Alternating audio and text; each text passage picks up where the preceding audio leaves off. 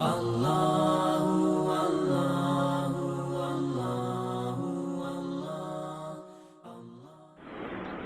باللہ من الشیطان الرجیم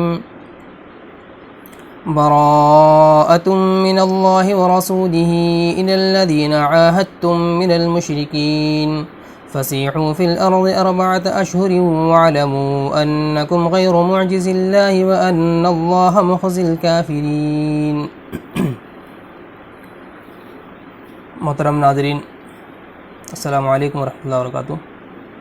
آج انشاءاللہ آپ کے سامنے سورہ توبہ کا خلاصہ پیش کیا جائے گا۔ سورہ توبہ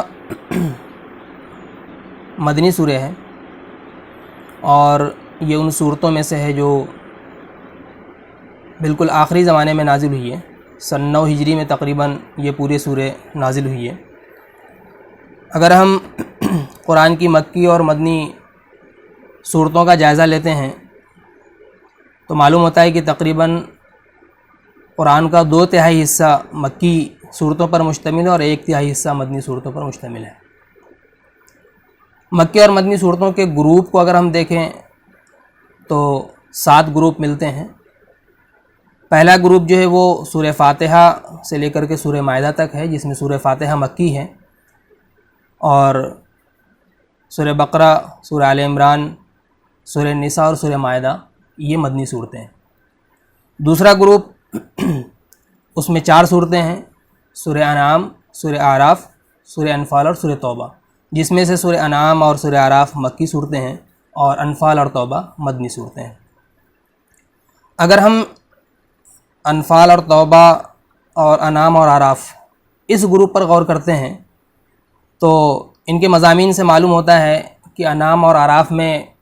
اللہ کے رسول نے جو دعوت قریش مکہ کے سامنے، مشرکین کے سامنے پیش کی تھی، ان کا تذکرہ ہے اور ان کے سامنے اتمام حجت کر دیا گیا ہے۔ اور انفال اور توبہ میں اتمام حجت کے بعد جو سزا دی جاتی ہے کسی قوم کو، وہ سزا اس میں بتائی گئی ہے اور وہ سزا دی گئی ہے۔ در حقیقت کسی بھی قوم میں جب کوئی رسول آتا ہے تو اس رسول کی دعوت پہ جب قوم کے افراد لبیک نہیں کہتے ہیں، اس کو قبول نہیں کرتے ہیں، تو پھر اللہ تعالیٰ ان پر عذاب استیصال نازل کرتا ہے، اس قوم کو ختم کر دیتا ہے۔ ایسے کہ اللہ کے رسول صلی اللہ علیہ وسلم بھی تھے، انہوں نے جب دعوت پیش کی تو جن لوگوں کو ایمان قبول کرنا تھا انہوں نے قبول کر لیا، لیکن جن لوگوں نے قبول نہیں کیا ان کے لیے پھر آخری الٹیمیٹم تھا، اور اس الٹیمیٹم کے طور پر ان سے قتال کیا گیا، اور اس میں سے جو لوگ بعد میں توبہ کر لی انہوں نے، وہ اسلام میں داخل ہو گئے، ان سے کوئی بعد میں جنگ نہیں ہوئی بلکہ ان کو مومنین میں شامل کر لیا گیا۔ لیکن جن لوگوں نے بعد میں معاہدہ کیا، معاہدے کو توڑا اور اللہ کے رسول کی بات کو نہیں مانا، ان کے لیے پھر 2 صورت تھی، یا تو وہ جزیہ دے کر کے رہیں یا پھر وہ شہر چھوڑ کر کے بھاگ جائیں۔ تو اس طرح سے اب ہم دیکھتے ہیں کہ انعام، اعراف اور انفال اور توبہ کا بھی کچھ نہ کچھ آپس میں ربط ہے۔ سورہ توبہ کے مضامین پہ اگر ہم غور کرتے ہیں تو اس سورہ میں تقریباً 3 خطبے شامل ہیں، 3 خطبات ہیں، اور ان میں سے ایک خطبہ جو ہے وہ پہلے رکوع سے لے کر کے 5ویں رکوع تک ہے، دوسرا خطبہ 6ٹھے رکوع سے لے کر کے 9ویں رکوع تک ہے، اور تیسرا خطبہ وہ 10ویں رکوع سے لے کر کے آخری رکوع تک ہے۔ پہلے خطبے کی اگر ہم بات کریں تو یہ خطبہ جو ہے ذی قعدہ سن 9 ہجری میں حج سے کچھ پہلے نازل ہوا تھا۔ دوسرا خطبہ غزوہ تبوک سے پہلے، غزوہ تبوک کی تیاری کے لیے اللہ تعالیٰ نے کچھ ہدایات مومنین کو دی تھی، اللہ کے رسول کو دی تھی، اپنے رسول کو دی تھی، وہ ہے اس میں۔ اور تیسرا خطبہ جو ہے وہ غزوہ تبوک سے واپسی کے وقت اور سفر کے دوران نازل ہوا تھا۔ ہم دیکھتے ہیں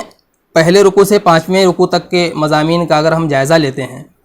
تو اس میں اللہ تعالیٰ مشرکین سے صاف صاف برات کا اظہار کر رہا ہے کہ اللہ اور اس کے رسول کی طرف سے برات ہے ان لوگوں کے لیے جن سے تم معاہدہ کر رکھے تھے اور جو مشرکین میں سے تھے، ان کو چھوٹ دی گئی 4 مہینے کی۔ چنانچہ اللہ تعالیٰ نے کہا کہ تم زمین میں چلو پھرو 4 مہینے تک، اور تم یہ جان لو کہ تم اللہ تعالیٰ کو عاجز نہیں کر سکتے، اور اللہ تعالیٰ کافروں کو رسوا کر کے رہے گا۔ اس طرح سے یہ سورہ شروع ہوتی ہے، اور 5 رکوع تک اس کے مضامین میں جو باتیں بتائی گئی ہیں اس کو لے کر کے جب یہ آیتیں نازل ہو رہی تھیں شروع کے 5 رکوع کی، تو اللہ کے رسول نے حضرت ابوبکر کو حج کے موقع سے حج کا امیر بنا کر کے ان کو بھیج دیا تھا،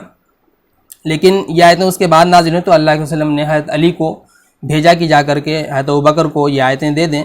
اور وہ آیتیں وہاں پر سنا دی جائیں۔ چنانچہ حضرت علی نے جا کر کے وہاں پر یہ پورا اعلان کیا ہے، اور مشرکین کے ساتھ جو کچھ معاملہ تھا،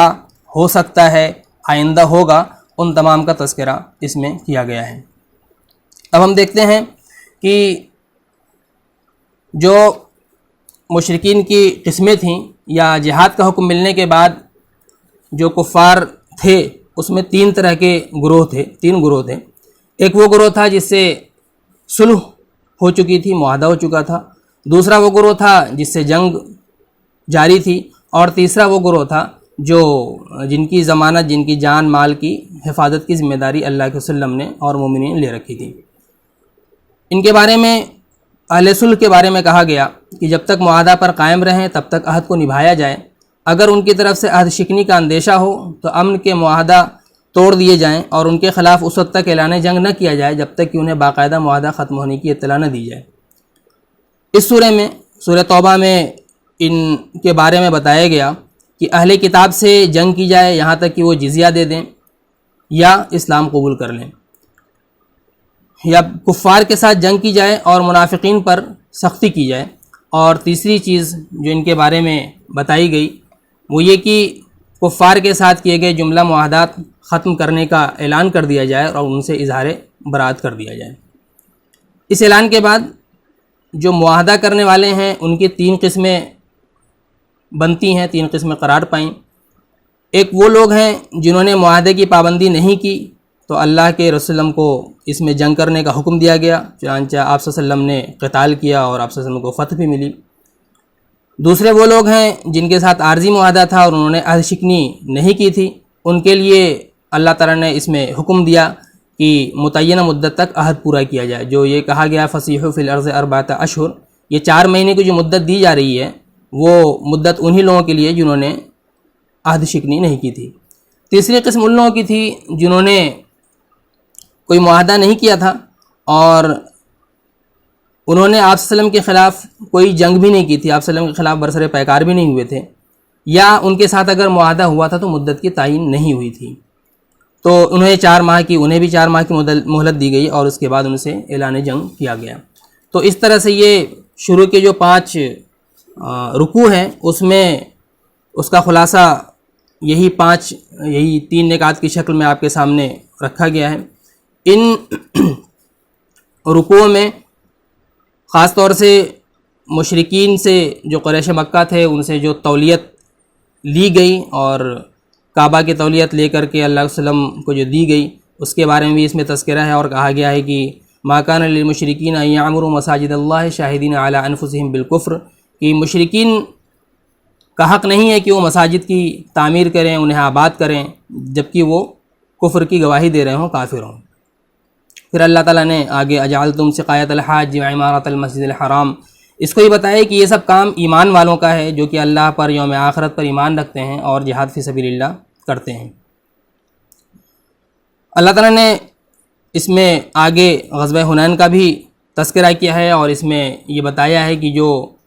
کثرت ہے وہ ضروری نہیں کہ غلبہ دلا ہی دے، بلکہ اصل چیز ایمان اور اللہ پہ ایمان، آخرت پہ ایمان اور جذبہ جہاد، جذبہ شہادت، یہ وہ چیز ہے جو انسان کو جہاد میں اور قتال میں کامیابی کی طرف لے جاتی ہے۔ پھر اس میں مشرکوں کو صاف صاف منع کر دیا گیا کہ وہ اب آئندہ سال سے حج کو نہیں آئیں گے، چنانچہ کہا گیا کہ اے ایمان والو مشرکین نجس ہیں تو وہ مسجد حرام سے قریب نہیں ہوں اس سال کے بعد سے۔ چنانچہ سن 9 ہجری کے بعد جو 10ویں ہجری کا حج ہے جسے حجۃ الوداع ہم کہتے ہیں، اس میں مشرکین نہیں آئے تھے اور اللہ کے وسلم نے حجۃ الوداع کیا تھا۔ اس میں پھر ایک پہلو کا تذکرہ ہے مشرکین کا جو مقصد تھا وہ، اور اللہ کے وسلم کے بھیجے جانے کا جو مقصد تھا وہ، کہ مشرکین یہ چاہتے ہیں کہ وہ اللہ کے نور کو بجھا دیں، لیکن اللہ تعالیٰ کا ارادہ یہ ہے، اس کا پختہ ارادہ یہ ہے کہ وہ اپنے نور کو مکمل کر کے رہے گا۔ اور اسی میں وہ آیت ہے جو اظہار دین علی الادیان کلی یا اقامت دین یا غلبہ دین کی طرف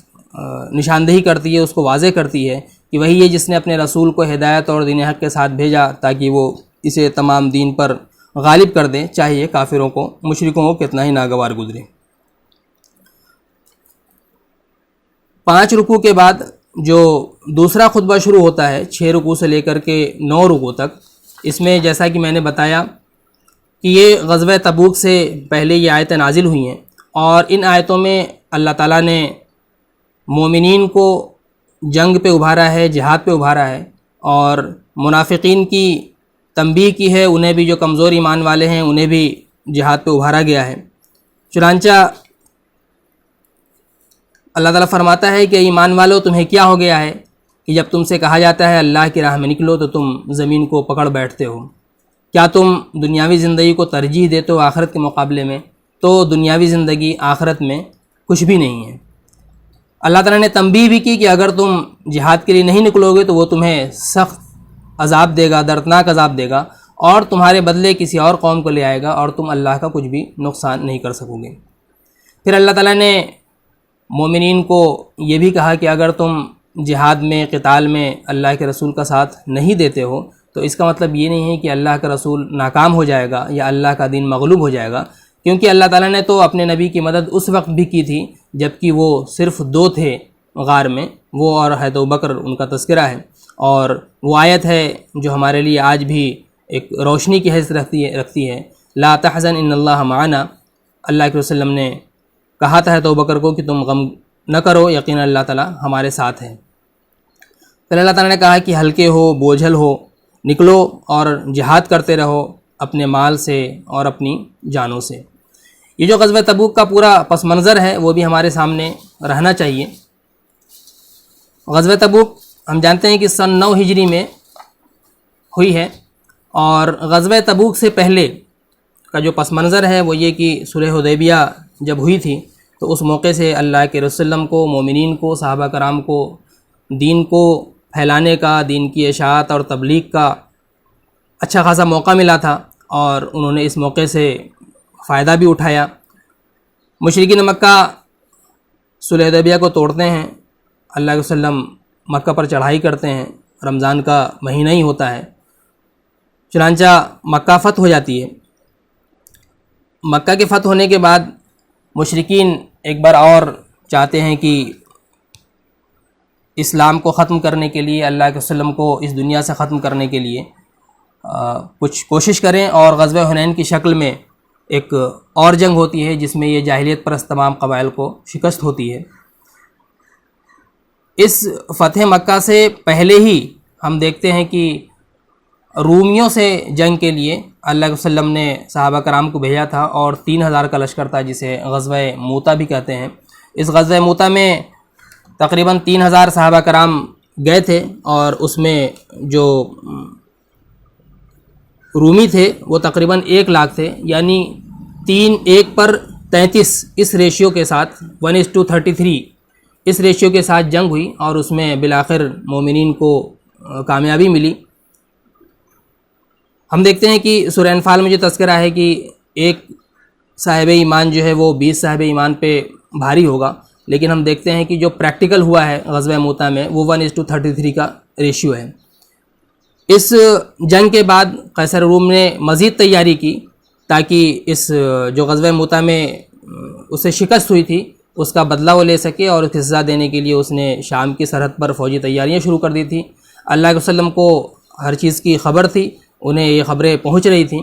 لیکن ایسا نہیں تھا کہ اللہ کے وسلم اس کی وجہ سے کچھ اس میں تاخیر کرتے یا ڈر کر کے بیٹھ جاتے، مومنین اور صحابہ کرام کو یہ کہتے کہ ابھی تیاری نہیں کی جائے۔ اس وقت کا جو ماحول تھا اس ماحول میں اس کا جواب دینا بہت ضروری تھا۔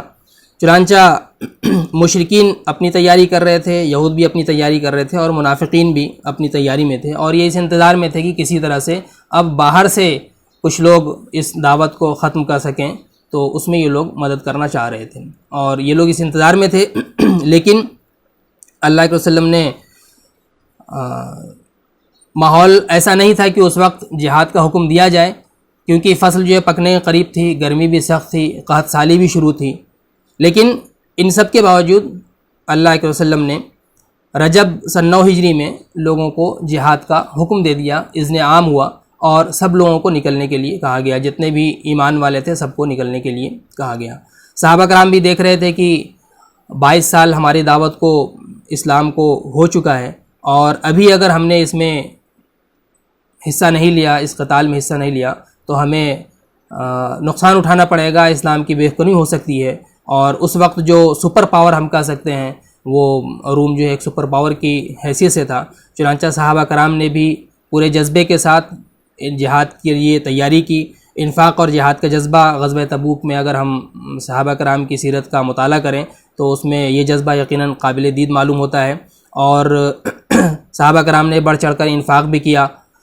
حضرت عمر، حضرت ابوبکر، حضرت عبد الرحمن بن عوف، ان تمام کے واقعات ملتے ہیں۔ تو اس طرح سے اس غزوہ تبوک کی تیاری کا اعلان ہوا، اور صحابہ کرام غزوہ تبوک کے لیے روانہ ہو گئے۔ لیکن جب اللہ کے وسلم وہاں پہنچتے ہیں تو پتہ چلتا ہے کہ شام کی سرحد سے رومیوں کی جو فوج ہے وہ واپس چلی گئی ہے، اور سرحدوں کو خالی کر دیا ہے۔ اللہ کے وسلم چاہتے تو شام میں داخل ہو سکتے تھے، لیکن مصلحت یہ تھی کہ وہاں بھی نہیں جایا جائے، بلکہ یہیں پہ رک کر کے جو آس پاس میں چھوٹی چھوٹی سلطنتیں ہیں ان سے ملاقات بات کر کے، یا پھر جنگ کر کے، جہاں پر جو بھی مناسب شکل تھی وہاں پر وہ شکل اختیار کرتے ہوئے ان کو اپنا باجگزار اللہ کے وسلم نے بنایا، اسلامی سلطنت کے باجگزار بن گئے وہ، اور اس طرح سے رومیوں کا نقصان ہونا شروع ہو گیا تھا۔ تو اس طرح سے یہ غزوہ تبوک شروع ہوتا ہے، اس کے لیے سفر ہوتا ہے۔ غزوہ تبوک میں 20 دن کا قیام اللہ کے وسلم وہاں پہ کرتے ہیں، اور اس کے بعد وہاں سے واپسی ہوتی ہے۔ اس بیچ میں چونکہ فصلیں پک کر کے تیار ہو رہی تھیں، تو جو کمزور ایمان والے تھے وہ، اور منافقین خاص طور سے، یہ لوگ بار بار اللہ کے وسلم سے اجازت چاہ رہے تھے، اور چاہ رہے تھے کہ ہم نہیں جائیں، کیونکہ منافقین تو یہ چاہتے تھے کہ ان کی جان بھی بچی رہے اور ان کا مال بھی بچا رہے۔ کمزور ایمان والے کچھ جو تھے وہ ڈر کر کے جاتے تھے، وہ بھی چاہتے تھے کہ ان کو ہدایت مل جائے، لیکن کچھ لوگ ایسے بھی تھے جن کے پاس جانے کے لیے کچھ بھی نہیں تھا، خرچ کرنے کے لیے کچھ بھی نہیں تھا۔ وہ جب آتے تھے تو اللہ کے وسلم کے پاس روتے بھی تھے، ان کو دیکھ کر کے اللہ کے وسلم بھی آپ دیدہ ہو جاتے تھے۔ ان تمام حالات کے ساتھ ساتھ لوگوں نے جہاد کے لیے نکلنا شروع کیا، اور وہاں پہنچے ہیں۔ اس میں منافقین کا تذکرہ اللہ تعالیٰ نے خاص طور سے کیا ہے، کیونکہ نماز، روزہ، زکوٰۃ اور حج، یہ جو عبادات ہیں، یہ عبادات یقیناً انسان کے اندر تقویٰ پیدا کرتی ہیں، یا ان کے اندر روحانی چیزیں پیدا کرتی ہیں۔ لیکن جہاد ایک ایسی عبادت ہے، ایک ایسا عمل ہے جو مومنین کے درمیان یا اہل ایمان کے درمیان، اسلام والوں کے درمیان، جو اہل نفاق کا گروہ ہے، منافقین کا گروہ ہے، اس میں خط امتیاز کھینچتا ہے۔ تو جہاد ان لوگوں کے لیے ضروری ہوتا ہے، اور اس جہاد کے ذریعے سے ہی مومنین اور منافقین کے درمیان فرق معلوم پڑتا ہے۔ چنانچہ منافقین کی پوری کوشش تھی کہ جہاد کے لیے ہم نہیں جائیں، جہاد نہیں ہو، قتال نہیں ہو، اور اگر ہو تو اس میں رسول کو اور صحابہ کرام کو نقصان پہنچ جائے، تاکہ وہ پھر سے جن کے ساتھ ان کی سانٹھ گانٹھ ہے، ان مشرکین کے ساتھ، یہود اور نصارہ کے ساتھ، ان کے ساتھ مل کر کے اپنی اس دنیا کی گھٹیا زندگی کو جی سکیں۔ چنانچہ جگہ جگہ ان کے بارے میں تذکرہ ہے۔ چنانچہ کہا گیا ایک جگہ پہ اللہ تعالیٰ نے کہا کہ انہوں نے اس سے پہلے بھی فتنہ چاہا تھا اور تمہارے لیے معاملے کو الٹ پلٹ کر دیا تھا، یہاں تک کہ حق آ گیا اور اللہ تعالیٰ کا معاملہ غالب ہو گیا۔ اس میں اور بھی آگے تذکرہ ہے کہ یہ انفاق سے گھبراتے ہیں، انفاق نہیں دینا چاہتے ہیں، مومنین کو یہ بھڑکاتے ہیں، انہیں یہ کہتے ہیں کہ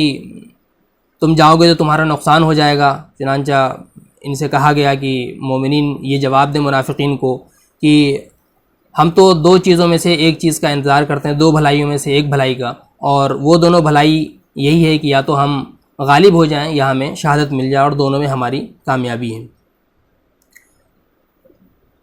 منافقین کی اور بھی جو روش تھی، ان کا جو رویہ تھا، ان کی جو صفات تھیں، وہ اس میں بتائی گئی ہیں، اور یہ کہا گیا ہے کہ ان کی جو اموال ہیں اور اولاد ہیں ان سے تم خوش نہیں ہو۔ اللہ تعالیٰ تو اس کے ذریعے سے انہیں اس دنیا میں عذاب دینا چاہتا ہے۔ آگے پھر ان کے بارے میں کہا کہ منافقین اس بات سے ڈرتے ہیں کہ ان کے خلاف کوئی سورہ نازل ہو جائے جس میں تم ان کے دلوں میں جو کچھ ہے انہیں بتا سکو۔ نبی سے کہا گیا کہ اے نبی تم کہہ دو کہ ٹھیک ہے تم مذاق اڑاؤ، یقیناً اللہ تعالیٰ جس چیز سے تم ڈرتے ہو اس کو نکال باہر کرے گا، تمہارے دل میں جو کچھ چھپا ہوا ہے اس کو اللہ تعالیٰ نکال باہر کرے گا۔ منافقین جو بار بار عذر پیش کر رہے تھے اس کے بارے میں بھی ان سے کہا گیا کہ تم عذر پیش نہیں کرو۔ منافقین کے بارے میں کہا گیا کہ یہ ایک دوسرے کے دوست ہیں اور وہ برائی کا حکم دیتے ہیں، بھلائی سے روکتے ہیں، اور اللہ کی راہ میں خرچ نہیں کرتے ہیں۔ اس کے برعکس مومنین کے بارے میں کہا گیا آگے چل کر کے کہ مومنین جو ہے وہ ایک دوسرے کے ولی ہیں، دوست ہیں، مومن مرد اور مومن عورتیں۔ وہ بھلائی کا حکم دیتے ہیں، برائی سے روکتے ہیں، وہ نماز قائم کرتے ہیں، زکوٰۃ دیتے ہیں، اللہ اور اس کے رسول کی اطاعت کرتے ہیں۔ پھر اللہ تعالیٰ نے بتایا کہ اللہ تعالیٰ نے مومنین سے جنت کا وعدہ کر لیا ہے۔ اس سورے میں آگے چل کر کے کفار سے جہاد کی بات کی گئی ہے اور منافقین پہ سختی کی بات کی گئی ہے۔ یہ خاص پہلو ہے جو سن 9 ہجری میں یا اس سورے کے نازل ہوتے ہی منافقین کے ساتھ سختی کی گئی۔ اللہ کے وسلم پہلے ان کے ساتھ نرمی کا رویہ برتتے تھے، لیکن یہاں پہ اللہ کے وسلم کو صاف صاف بتا دیا گیا کہ ان کے ساتھ سختی کرنی ہے، اور ان کی اگر نماز جنازہ ہو تو وہ اللہ کے وسلم کو نہیں پڑھانی ہے، نہیں پڑھنی ہے۔ پھر اس میں آگے ان لوگوں کا بھی تذکرہ ہے جو لوگوں کو منع کر رہے تھے کہ مت جاؤ، یہ تو بہت سخت گرمی ہے۔ اللہ تعالیٰ نے کہا کہ اے نبی کہہ دو کہ جہنم کی آگ جو ہے وہ اس سے بھی سخت ہوگی۔ پھر آگے اللہ تعالیٰ نے کہا کہ یہ جو عرب بدو ہیں، یہ دیہاتی جو ہیں، یہ بھی ان میں سے بھی بہت سارے لوگ آ رہے ہیں اور وہ عذر پیش کر رہے ہیں، اور یہ بدو جو ہیں ان میں بھی اچھے خاصے منافقین موجود تھے،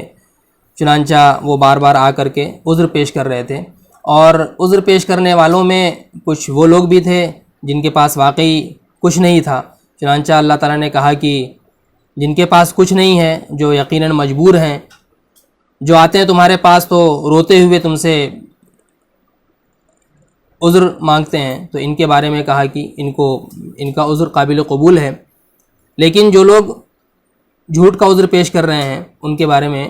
اللہ تعالیٰ نے کہا کہ ان کا عذر قبول نہیں کرنا ہے۔ منافقین کے بارے میں کہا گیا کہ وہ بار بار قسمیں کھاتے ہیں، بڑی بڑی قسمیں کھاتے ہیں تاکہ تم ان سے راضی ہو جاؤ، لیکن اے نبی اگر تم راضی ہو گئے تو اللہ تعالیٰ تو کبھی ایسے لوگوں سے راضی ہونے والا نہیں ہے۔ ان دیہاتی منافقین کے بارے میں کہا گیا، بدوؤں کے بارے میں کہا گیا کہ ان کا جو کفر ہے اور ان کا نفاق ہے یہ بہت زیادہ سخت ہے، یعنی یہ دوسرے جو منافقین ہیں ان سے بہت زیادہ آگے بڑھے ہوئے ہیں، اور ان کا نفاق اور کفر دوسرے منافقین کے مقابلے میں بہت زیادہ سخت ہے۔ پھر اللہ تعالیٰ نے آگے مومنین اور مہاجرین جو سابقین تھے، مہاجرین اور انصار، ان کے بارے میں اللہ تعالیٰ نے کہا کہ اللہ تعالیٰ ان سے راضی ہو گیا ہے۔ پھر آگے اللہ تعالیٰ نے کچھ ان لوگوں کا بھی تذکرہ کیا ہے جنہوں نے اپنے گناہوں کا اعتراف کر لیا تھا اور یہ سمجھ رہے تھے کہ یقیناً ہم نے غلطی کی ہے، جو جہاد میں غزوہ تبوک میں نہیں جا سکے تھے۔ ان کے بارے میں اللہ تعالیٰ نے کہا کہ انہوں نے عمل صالح بھی کیا ہے، لیکن بعد میں کچھ ان سے غلطی بھی سرزد ہو گئی ہے۔ ان کے بارے میں اللہ تعالیٰ نے کچھ اشارہ کر دیا تھا کہ اللہ تعالیٰ ہو سکتا ہے ان کے توبہ کو قبول کر لے گا۔ چنانچہ غزوہ تبوک کی واپسی کے بعد جو یہ کچھ تذکرہ ہے اس میں اللہ تعالیٰ نے ان لوگوں کی توبہ قبول کی ہے، اور یہ کہا ہے اللہ کے وسلم سے کہ ان سے صدقات وغیرہ بھی لو، اس سے ان کا تزکیہ ہوگا اور تطہیر ہوگی۔ 3 صحابہ کرام جنہیں بعد میں مؤخر کر دیا گیا تھا اسی غزوہ تبوک میں پیچھے رہ جانے کی وجہ سے، جن کا ارادہ یہ نہیں تھا کہ ہم جنگ میں نہیں جائیں گے، بلکہ ان کا ارادہ یہ تھا کہ ہم بعد میں شریک ہو جائیں گے، لیکن وہ پیچھے رہ گئے تھے۔ اس میں جو 3 صحابی ہیں، ہلال بن امیہ، مرارہ بن ربیع اور کعب بن مالک، ان کے بارے میں بھی آگے اللہ تعالیٰ نے ان کی توبہ کی قبولیت کا تذکرہ کیا ہے۔ اس بیچ میں اللہ تعالیٰ نے جو منافقین نے مسجد ضرار کی تعمیر کی تھی اس کا بھی تذکرہ کیا ہے کہ اس کا مقصد اسلام کو، صحابہ کرام کو اور خاص طور سے رسول اکرم صلی اللہ علیہ وسلم کو نقصان پہنچانا تھا۔ تو اس کے بارے میں کہا کہ اس مسجد کو گرا دینا ہے۔ چنانچہ غزوہ تبوک سے واپسی کے بعد مسجد ضرار بھی ختم کی گئی۔ پھر اس میں ایک وہ آیت ہے جو مومنین کو جنگ پر، جہاد پر، قتال پر ابھارتی ہے، جس میں اللہ تعالیٰ کہتا ہے کہ یقیناً اللہ تعالیٰ نے مومنین سے ان کی جان اور ان کے مالوں کو جنت کے بدلے خرید لیا ہے۔ وہ اللہ کی راہ میں جنگ کرتے ہیں، پس وہ قتل کرتے ہیں اور شہید بھی ہوتے ہیں۔ یہ جو آیت ہے اس میں اسے سمجھ میں آتا ہے کہ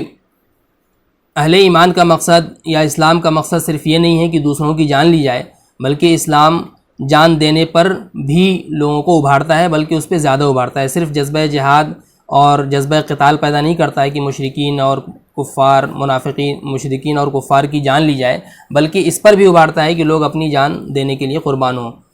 اور یہ کسی اور دین اور مذہب میں نہیں ہے کہ وہاں جان کی قربانی دینے کے لیے تیار کیا جاتا ہو، بلکہ وہاں پہ لوگوں کو مارنے کے لیے، لوگوں کی جان لینے کے لیے ابھارا جاتا ہے۔ اسلام واحد ایک ایسا دین ہے جو لوگوں کی جان لینے سے زیادہ جان دینے پر بھی ابھارتا ہے۔ اسی لیے یہاں پہ کہا بھی گیا کہ اللہ تعالیٰ نے مومنین کی جان اور مال کو جنت کے بدلے خرید لیا ہے۔ آخر کے 2 رکوع میں اللہ تعالیٰ نے یہ فرمایا کہ اے ایمان والو، اللہ کا تقوی اختیار کرو اور سچے لوگوں کے ساتھ ہو جاؤ۔ پھر اللہ تعالیٰ نے مجاہدین کو جو پیاس لگتی ہے یا کوئی تھکاوٹ ہوتی ہے یا انہیں کسی قسم کا کوئی نقصان پہنچتا ہے یا ایک بھی قدم وہ چلتے ہیں جس سے کفار کو غصہ اٹھتا ہے یا وہ دشمن کو کچھ بھی تکلیف پہنچاتے ہیں، انہیں نقصان پہنچاتے ہیں، اللہ تعالیٰ کہتا ہے کہ اس کے بدلے ان کے لیے عمل صالح لکھ دیا جاتا ہے، ثواب لکھ دیا جاتا ہے۔ اور یہ کم مال خرچ کریں یا زیادہ مال خرچ کریں اور یہ ایک وادی سے سفر کرتے ہوئے دوسری طرف جائیں تو اللہ تعالیٰ ان تمام کو اس کے بدلے بڑا اجر دے گا۔ پھر آگے اللہ تعالیٰ نے کہا کہ اے ایمان والو، تم ان لوگوں سے جنگ کرو جو کہ تم سے قریب ہیں، کفار میں سے، جو تمہارے آس پاس میں جو کفار ہیں ان سے جنگ کرو اور وہ تمہارے اندر سختی پائیں، یعنی منافقین کے ساتھ سختی ہونی چاہیے اور ساتھ میں کفار کے ساتھ بھی سختی ہونی چاہیے۔ سورہ کا اختتام اللہ تعالیٰ نے اس انداز میں کیا ہے کہ تمہارے پاس رسول آیا جو اگر تمہیں کوئی تکلیف پہنچتی ہے تو اس پر بہت شاق گزرتا ہے، وہ تمہارے لیے بہت حریص ہے اور مومنین کے لیے بہت رحم دل ہے۔ اور اگر یہ اس سے اعراض کرتے ہیں تو کہہ دو کہ حسبی اللہ لا الہ الا ہو، کہ اللہ ہی میرے لیے کافی ہے، اس کے علاوہ کوئی معبود نہیں ہے، اسی پر میں نے بھروسہ کیا اور وہ رب العرش عظیم ہے۔ سورہ کی ابتدا میں ہم دیکھتے ہیں کہ مشرکین سے برات کا اظہار کیا جاتا ہے، لیکن سورہ کے آخر میں رسول اکرم صلی اللہ علیہ وسلم کی جو صفات تھیں اور مومنین کے لیے جس طرح وہ پریشان رہتے تھے، کفار اور مشرکین کے لیے جس طرح وہ چاہتے تھے کہ وہ ایمان کو قبول کر لیں، اپنی جانوں کو جہنم سے بچا لیں، ایسے میں اللہ کے وسلم کی جو یہ صفات بتائی گئی ہیں یہ ہمارے لیے بھی نمونہ ہے۔ اور یہ جو پوری سورہ ہے جس میں جہاد کا بار بار تذکرہ کیا گیا ہے، قتال کا تذکرہ کیا گیا ہے، منافقین کے رویے کا تذکرہ کیا گیا ہے، مومنین کو جہاد پر ابھارا گیا ہے، تو ہمیں معلوم ہونا چاہیے کہ رمضان کا مہینہ ہے، تقوی کا مہینہ ہے، اور اس میں کئی جگہ پہ تقوی کی بات بھی کی گئی ہے۔ اور جہاد ایک ایسی عبادت ہے، نماز، روزہ، حج اور زکوٰۃ کے علاوہ،